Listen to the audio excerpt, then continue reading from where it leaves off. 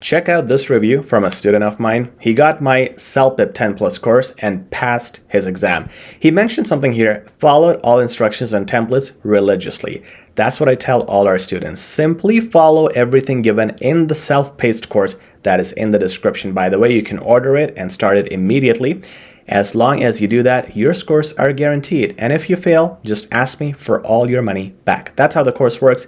That's how confident we are. This video, we're going to cover one part of the course which is very important, which is the CELPIP speaking part, and specifically question number 6. This is where a lot of people have confusions and people lose marks here all the time. But I'm going to give you a blueprint with a sample answer that, by the way, is going to score 12 out of 12. And I'm going to show you why this works with a detailed breakdown. And this blueprint is something you can apply for all your speaking questions. Let's get into it. The question says, your mom wants you to visit her in your home country for a few weeks. However, your boss is giving you a hard time when you ask for a vacation.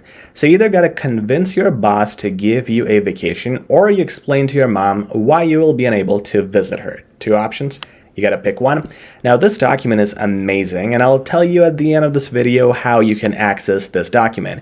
Here, you have the answer of how you can convince your boss with a breakdown. Then you have the same question, and then you got to explain to your mom with the sample answer and a sample breakdown. So let's look at this answer where you're talking to your mom. Check out this answer here. This is going to give you the complete marks. You can pause the video, read it. I won't read it. I'll go down to the breakdown and I'm going to go down there. So it's the same answer in the breakdown. What you have here is brackets with bolded words that explain why this is going to give you high marks. And that's the blueprint we're going to use and analyze. So it starts with, hey mom, how are you? These words here, hey here. And when we're talking to our boss, we were saying hi, Eric, because that's formal. These words are essential. The examiner is watching your use. If you're being informal, you say hey. If you're formal, you say hi. Okay? Now, how are you? Simple, informal start. With mom, you don't say how's it going. It's not too informal with her. And it's probably someone you see. So, how are you? Simple enough. Now, let's get into the actual topic. Sorry, I'm calling after a while, but I was trying to muster up. Muster up is a unique and advanced word. When you combine muster up, you also get points for using it as a phrasal verb. So phrasal verbs are things like come across, run into, and so on. This is a phrasal verb as well as something advanced. So you're hitting multiple marks here in terms of your vocabulary usage. And by the way, a complete 200 plus phrasal verb list is included in our course mentioned earlier in the description. So good start. And then it says the courage. I was trying to muster up the courage. That's the phrase you want to use to give you the grim news. So grim means sad. Using this gives you an advanced word. Good vocabulary. Right away in the first, or I should say second sentence here, you have already 2 advanced words getting your marks in the first impression. And then another one.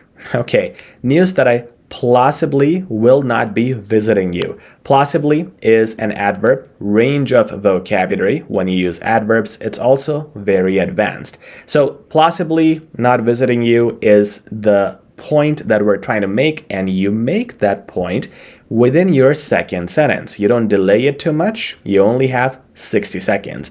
So you mentioned the topic sentence right here within the first 2 sentences, maximum first 3 sentences.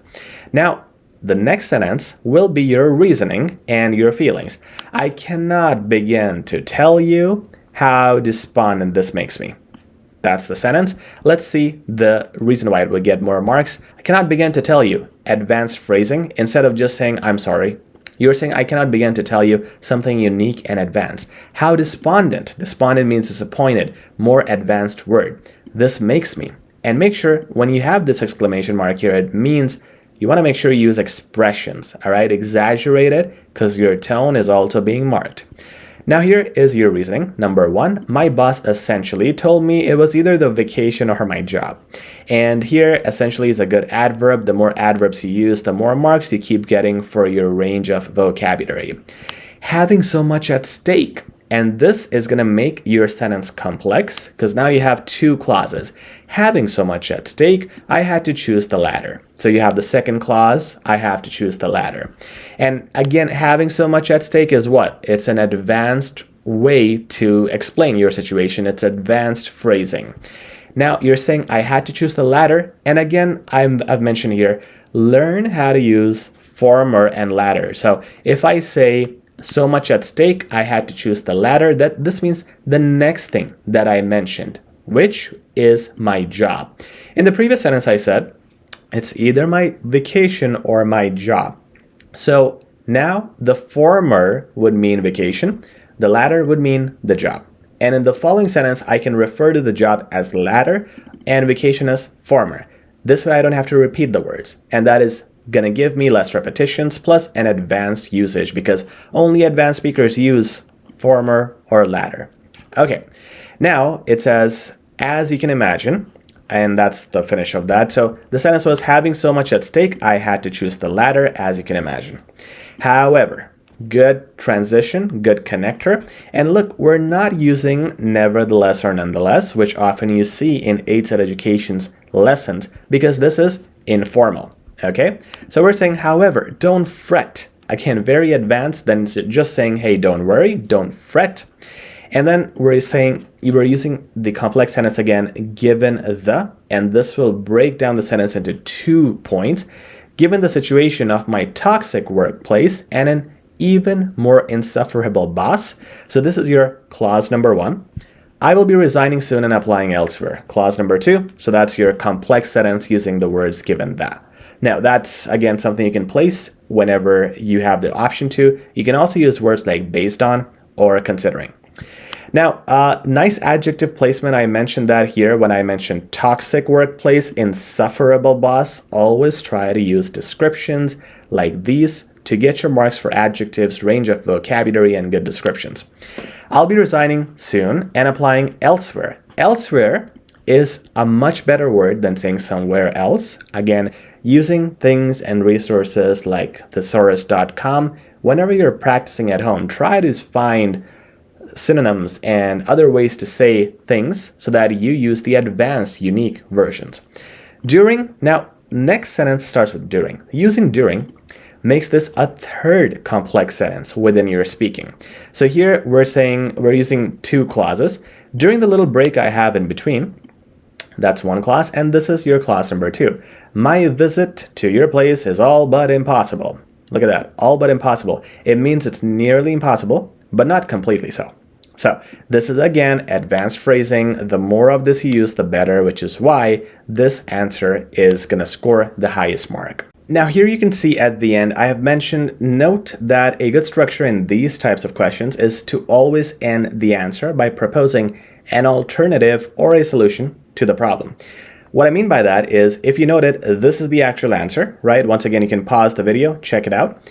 We gave an alternative here. Given the toxic workplace and stuff, I will be resigning and applying elsewhere. So this is your alternative or an apology or a solution to wrap up the whole reasoning. Make sure to include that in speaking part 6. And again, there are a lot of essentials in all speaking parts you want to make sure you hit.